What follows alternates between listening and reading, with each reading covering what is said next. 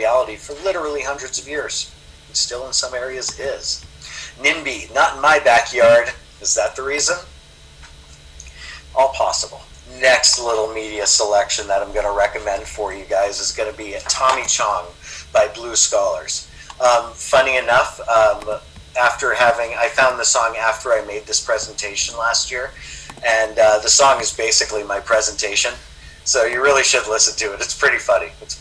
No, needless to say, cannabis history has come through a specific pipeline and path, and we've had this opportunity to kind of study it together and enjoy it, and thank you guys for studying and enjoying it with me. I tried to run through my presentation pretty quickly because I know it's a little bit of our kind of first time around. I want to give time for my co-hosts, next Stephen, and following Stephen, Pam, to be able to give their 2 cents. And so smoke them up, guys. I'm gonna light one on fire as I move things over to my co-presenter, Stephen Contreras. Well, thank you, Nate. It has been a great presentation so far. And yeah, honestly, everyone, this is something that the LBCA kind of enjoys doing and we promote. If you do have cannabis, smoke it. If you're in your own home, if you're driving, don't do that. But, it's still, cannabis does bring people together, so we welcome all of it. All right, so I'm going to be covering cannabis history from the 1900s to about 1969, and then I'll pass it over to Pam. Yeah, if we want to get right into it, let's go. So, the United States relationship with cannabis dates back all the way to the colonial era. Bullshit. American production of hemp, the cannabis plant, was encouraged by the government in the 17th century for the production of rope, sails, and clothing. Domestic production of hemp flourished until after the Civil War, when imports replaced hemp. So pretty much it was all around us. It was very familiar in our country. We knew about cannabis. We grew it, just like Nate said before. Even to the point where a battle in Lexington, Missouri is referred to as Battle of the Hemp Bales. It was a war and literally both parties were protecting themselves with large bales of hemp. And this was on September 12th, 1861. So the 1906, the Pure Food and Drug Act. On June 30th, 1906, President Roosevelt signed the Food and Drug Act into law. This was huge for the progressive area. So the Pure Food and Drug Act prohibited the sales and misbranding of all kinds of food and drugs, which included cannabis. So pretty much this is like, hey, if your product has cannabis in it, it's just going to label it on the title. Didn't say that anything was wrong with it. It wasn't banning it. It was just right in front of everyone. And this is really, it's very historic and it's very important because this sets the stage for cannabis prohibition. This is kind of like where we first see that jump into it. So the 1907/1913 Poison Act, California became the first state to prohibit marijuana and kind of added it in 1913 to the 1907 Poison Act. And the Poison Act made it illegal to sell or use cocaine or opiates such as opium and morphine without a prescription. And in 1913, the law was amended to include cannabis. The model for the future drug regulation legislation. So the Harrison Narcotics Act of 1915. This is the official start of the war on drugs. Pretty much the whole point of this act was aimed to solve the opium problems of the Far East. This was introduced to the abuse of cocaine. So I want to we're talking about history, we're talking about cannabis, and I kind of want us to look back at opium. So if you remember, early in the 1900s, California, we had a mass influx of Chinese immigrants. And with immigrants, you bring your culture, you bring everything you use, and part of that was opium. People didn't like that. So they forced people to need a prescription to obtain opium, and it required doctors and pharmacists to keep record of every prescription. So kind of look at how this is laid out. This looks exactly like how cannabis was back in the 215 days. You needed a med card, there was a list, you recorded. That's kind of, it was just super unique to me at how it really didn't change. This model, this tactic is there. It's the norm. Boom. So the Mexican Revolution, between the 1900s and the 1930s, an estimate of about 1.5 million Mexican migrants came into the country. And again, like I said, when people move, they bring their culture, they bring their habits, they bring their lifestyle. So after the Mexican Revolution of 1910, Mexican immigrants flooded into the U.S., introducing the American culture to the recreational use of marijuana. The drug became associated with immigrants, and the fear and the prejudice of the Spanish-speaking newcomers became associated with marijuana. So I want to kind of touch on this. The word marijuana is not a scientific term. It doesn't come from anything. It actually just comes from, it's like the act. It's like, hey, let's go joint, let's go socialize, let's marijuana. That's kind of what that came down to. So that's where you start to see the demonization of Mexicans, and marijuana began. I'm gonna jump in a little bit back and forth, but I want to kind of point to this. You don't have to move this slide. We're going to introduce Harry Anslinger in a little, but Harry Anslinger actually is a large reason of why cannabis and Mexicans became demonized. He actually referred to it, he spread the propaganda around the marijuana menace and the terrible crimes that were attributed to marijuana and the Mexicans who used it. Now we're going to talk about the jazz community, and it's literally the same thing. So has anyone ever got high and listened to music? It's kind of like a really good time. It's kind of the same if you get high and you make good music. So we have, right here I have Louis Armstrong and Mez Mesro. Louis Armstrong is a pillar in the jazz community. And he was very, very open, and someone called him an advocate for cannabis. He's been quoted saying that he doesn't understand why it's demonized. It helps him, it relaxes him. He couldn't fathom it. Same with Mez Mesro. So if you want to know a little bit more about Mez, I'm going to be doing a high history on him tomorrow. So a little shameless plug for Behind the Leaf LBCA Media. But Mez is known for his mighty Mez. He was actually one of the most popular drug dealers in the jazz community, and specifically for his cannabis. But the reason why the jazz and the musicians used it is because it kind of slows music down. At least for me, when I consume cannabis and I listen to music, it layers the different sounds. So say you have 8 different instruments, you can kind of separate each one, and that's how a lot of the musicians work. A little bit about Mez. He is very, very popular. Even, does anyone know who Cab Calloway is? He's the one who made the song The Reefer Man, Heidi, Heidi, Heidi Ho. He refers to Mez throughout all the songs about reefer, about all these kinds of different things, helping people. That's like, a lot of the lyrics even then were about saying how they're not trying to do anything crazy, it's just bringing them back. So the jazz community, you have people changing sounds and changing listening because of cannabis. And obviously, if it's different, someone's not going to like that. So Harry Anslinger and a lot of people who believed in cannabis propaganda, they started targeting the jazz community. And they started targeting specifically African Americans. This quote, but if you're using marijuana, you're going to work in about twice as much between the first note and the second note. That's what made jazz musicians. The idea that they could jazz things up, liven them up. People need to read the Russian train Franklin D. website. Roosevelt. So very, very. what I'm going to do He's is unique, and I I'm actually going to really like crack open studying the him. shell that He is was the the president from Russian train 1933 to website. 1945. Carried in a And he way, so introduced enjoy it, the my old damp people who watch you to find candidate doors during the slavery. alcohol prohibition. So the damp candidate is really not against it, but he's not for it. So essentially, if you're not for something, you're against something. But in a political aspect, that was kind of okay. And it was unique because that's kind of how politicians nowadays actually look at cannabis too.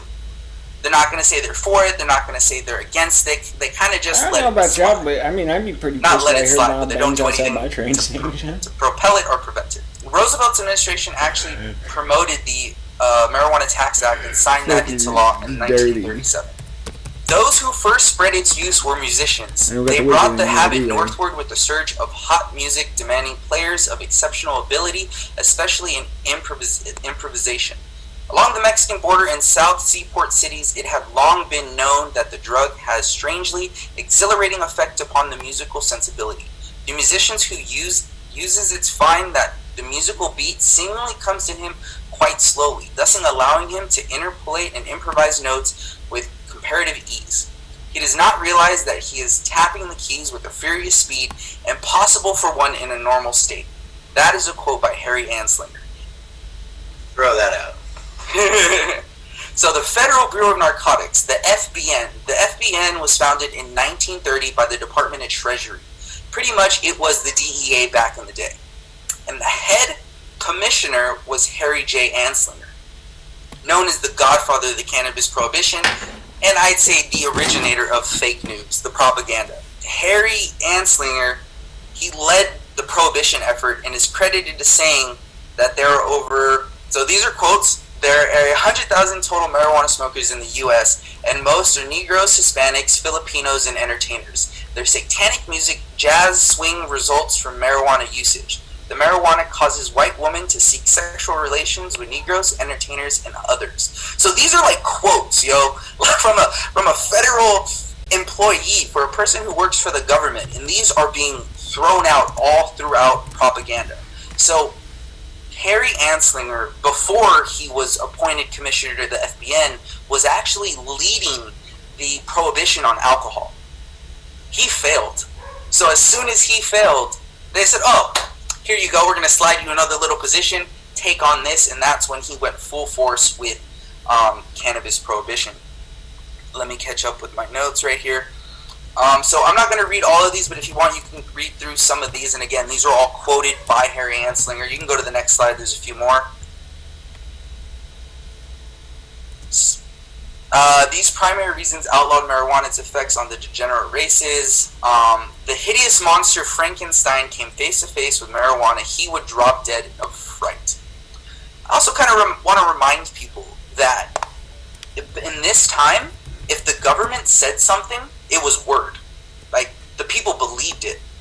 Like, whatever, like, that narrative was so controlled, and this had so much effect on the people because Harry Anslinger also had great relationships. His great relationships just happened to be with the biggest publications around. Newspaper outlets. He sent these everywhere. You can go to the next one with some more quotes.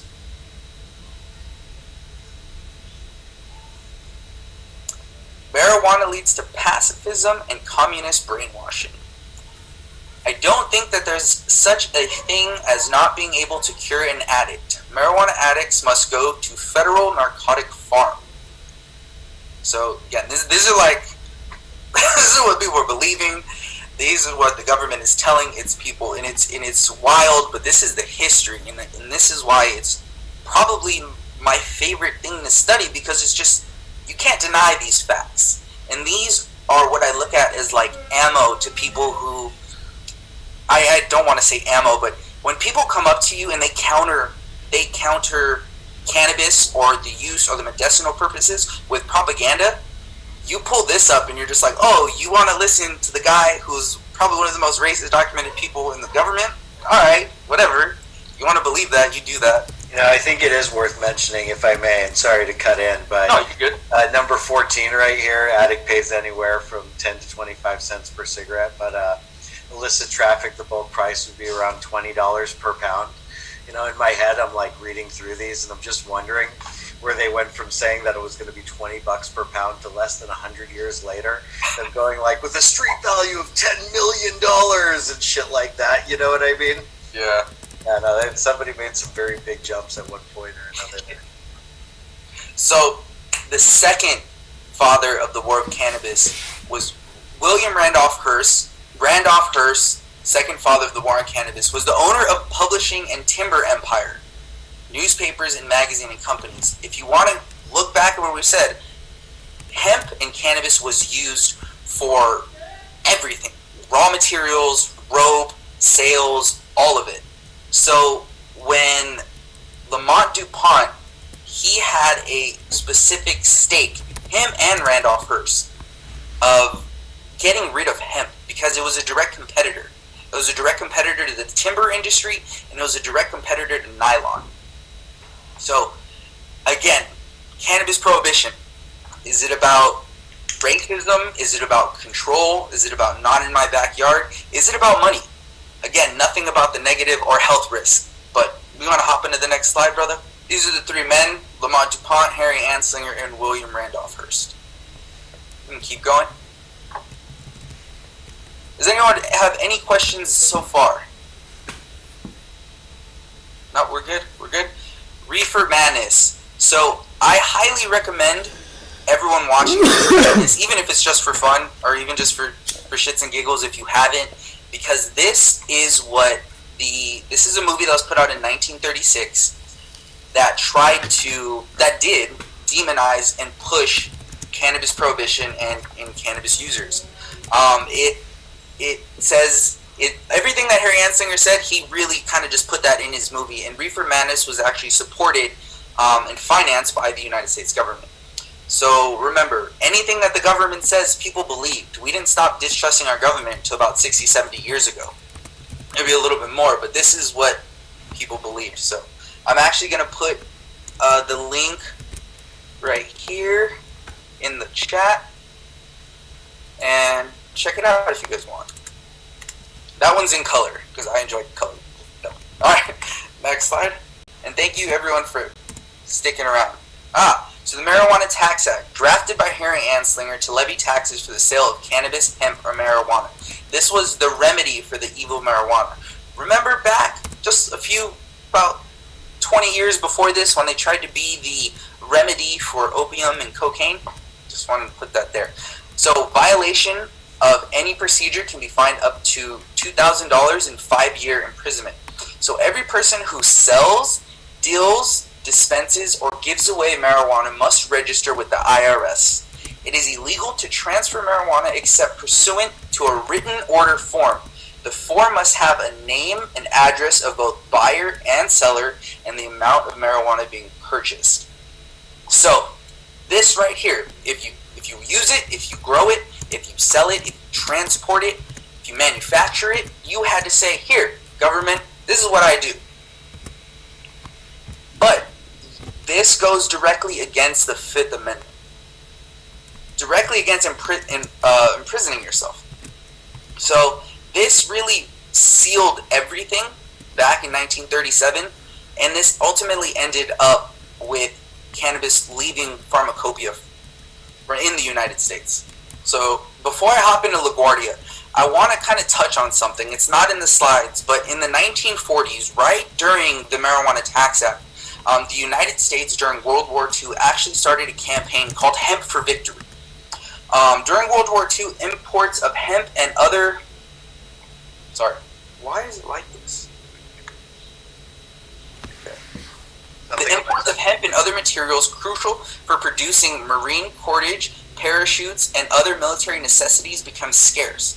In response, the U.S. government Department of Agriculture launched its Hemp for Victory program, encouraging farmers to plant hemp by giving out seeds and granting draft deferments to those who would stay home and grow hemp.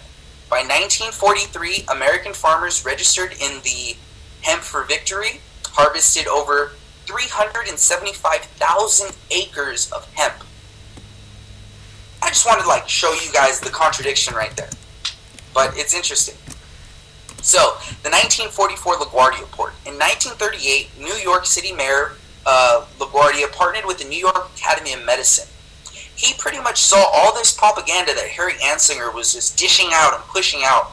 And he was like, this doesn't really make sense to me. So, partnered with the New York Academy of Medicine and made a full-on report.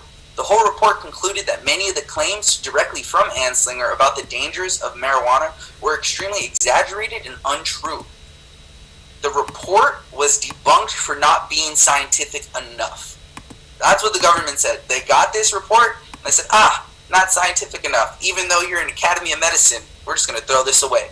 So Anslinger used all of his resources to destroy as many physical copies as possible. The New York Academy of Medicine issued an extensive research report declaring that, contrary to earlier research and popular belief, the marijuana did not induce violence, insanity, or sex crimes, or led to the addiction or use of other drugs.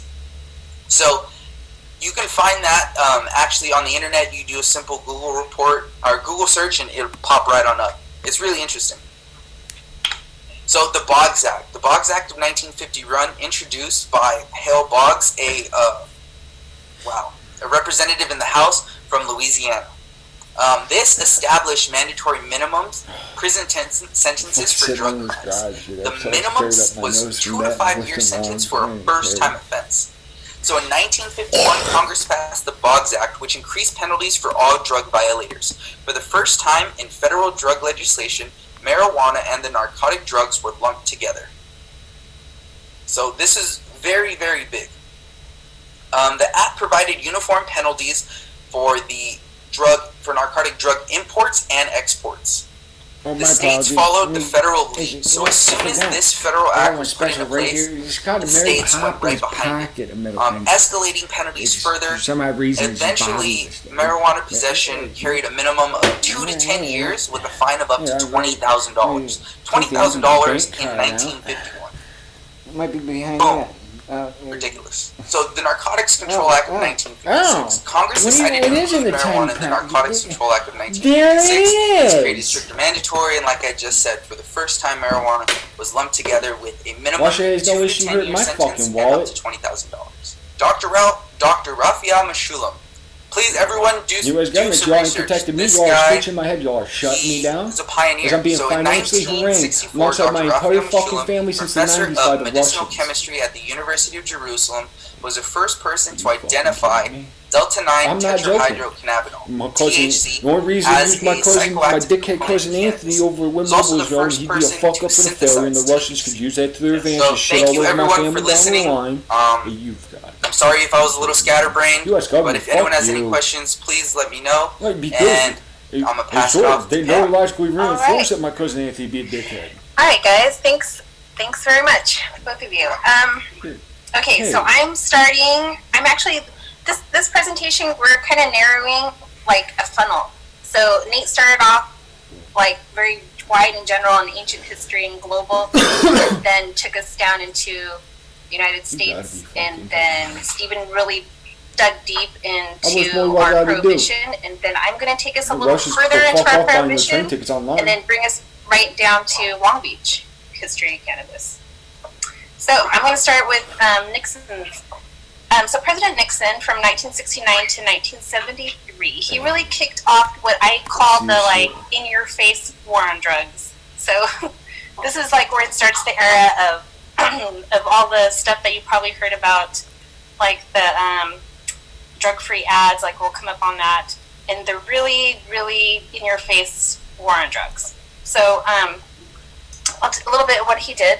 So in 1969, in July, he paycheck credentials in Washington Navy Yard Hospital for my family and myself, please and thank you. And when I mean Washington Navy Yard Hospital, I mean I need 6 to 13 rooms at Washington Navy Yard Clinic converted to a hospital space. It was going to be a My priority. family's been being neurologically tortured since the And 90s. so you'll see what happens, what he does. Please continue to the next slide. Okay, so during Nixon administration, Timothy Leary, I'll tell you a little bit about him. He was a Harvard professor. He was in the psilocybin project, which is a whole other story that you guys can go learn about. But he was also a cannabis advocate.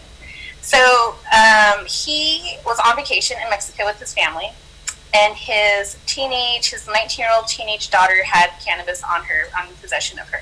So they were traveling back home from vacation. They got pulled over, and they found cannabis on her person. I'm just going to So keep building he my didn't want space, his daughter Navy. to go to jail and get arrested. So It's he said, interesting no, because it's the entire mine. time I've So been he took fighting off the possession of Russians it. from taking over Lake Erie while fighting But off a corporation from taking over looking the into galaxy. that law and looking into the Marijuana Tax Act of Now you all 1937, understand why I don't trust and the looking Space Force. into it, as Stephen told earlier, it really self-incriminates a person, and it violates your Fifth Amendment. Venezuelan cartel So just he got took done that all the stomping way through to a the fucking Supreme Court, apartment complex in and he won. Aurora. I don't trust anybody he at got the Buckley whole thing right now. overturned. Because and But shit, me because and Nixon the was Dark in Brotherhood administration, and the Hells he knew Angels are that this being was asked in what we're doing court. to protect Denver. He put into place the Comprehensive Drug Are you Abuse Prevention fucking and kidding Control me? Act. So that is what we're Bunch known. of Go to the fucking next slide. clowns. That's what we're known today as the Schedule of Drugs that we know, the Schedule of Controlled Substances that we know today.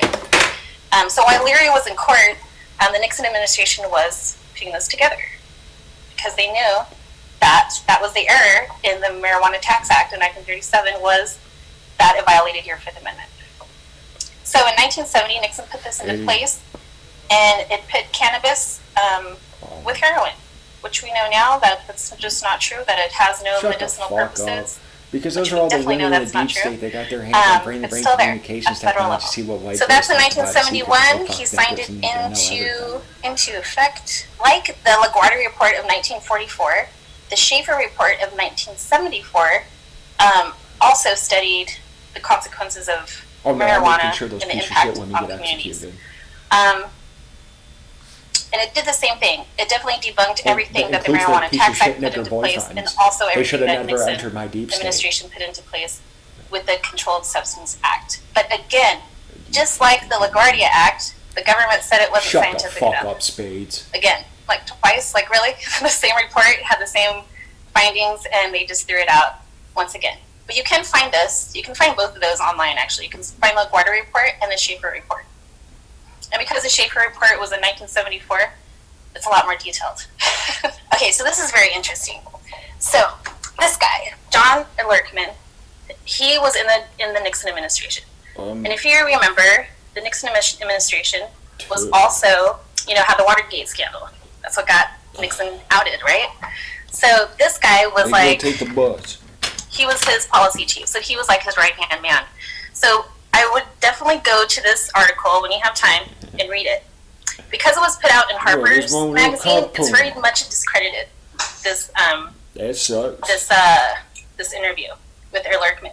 But he says, this is what he says in his interview. He says, the criminal law is too harsh a tool to apply to personal possession, even in the effort to discourage use. And they can't fucking buy bank tickets. They can't concluded the commission, which included several conservative appointees of then-President Richard Nixon.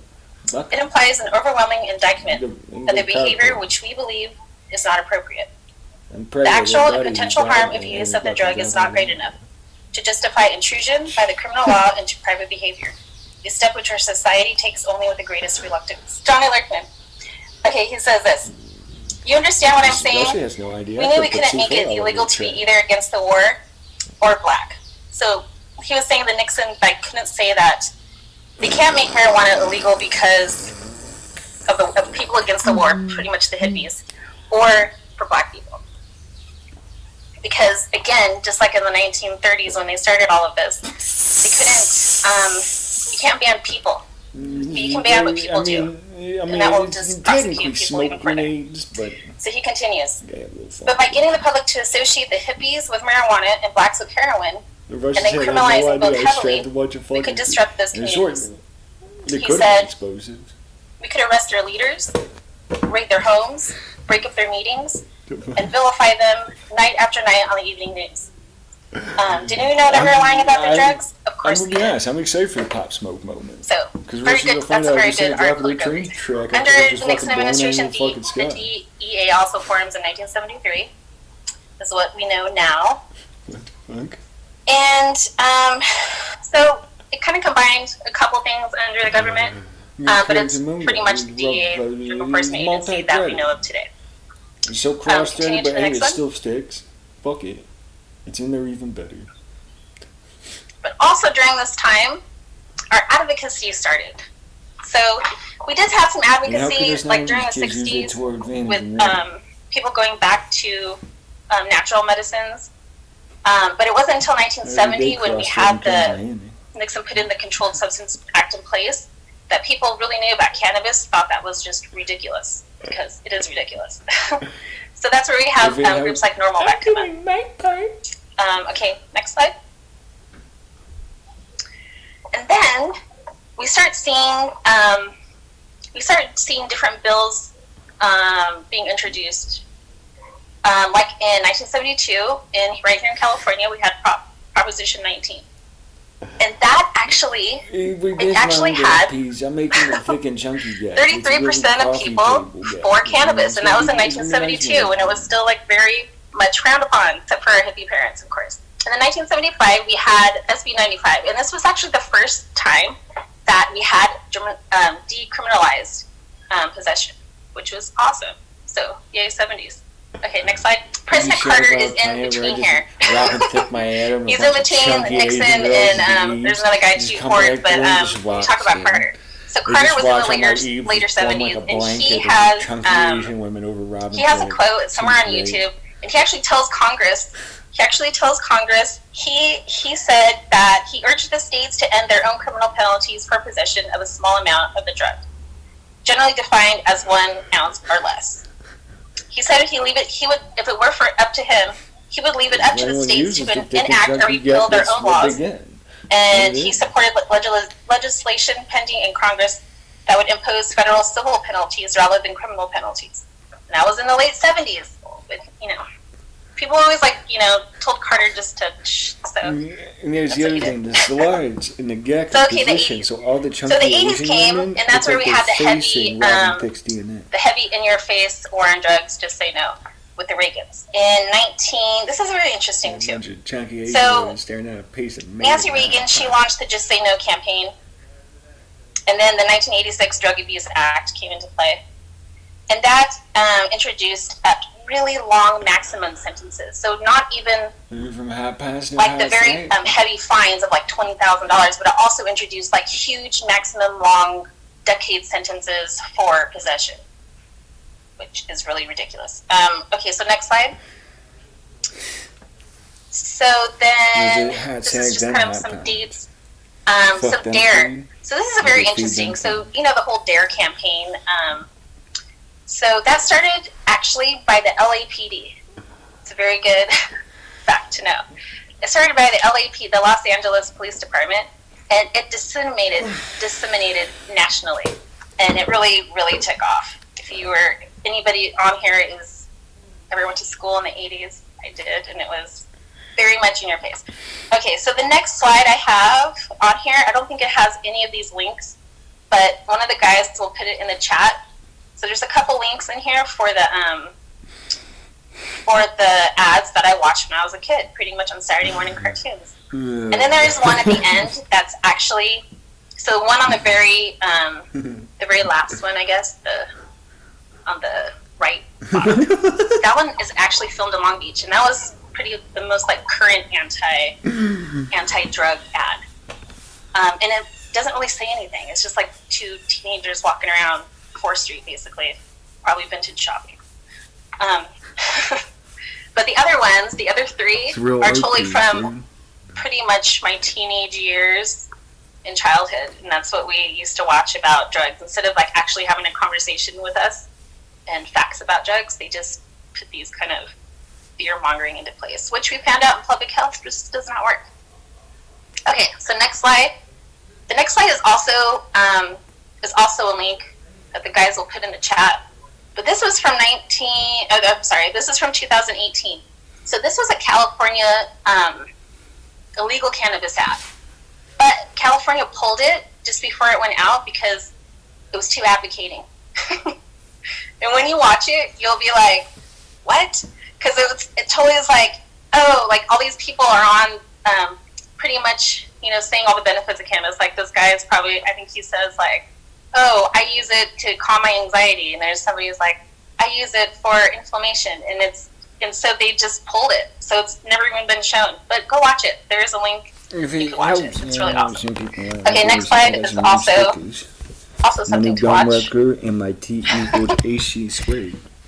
So the next slide is Einsteinium. Pretty much everything, almost things from what Stephen was talking about and what I was talking about, putting people of color in jail.